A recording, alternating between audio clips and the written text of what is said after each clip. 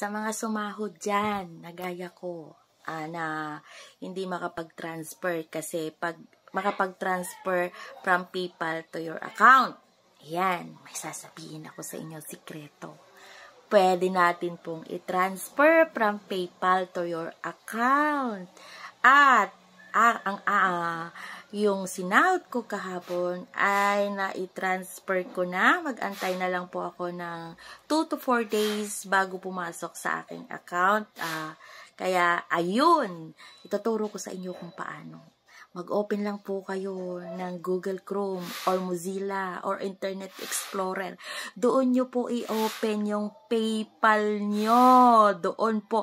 At tiyak, matutulad po kayo sa amin ni Christine na na-transfer na namin ang aming sinahod sa Facebook. Yan lang.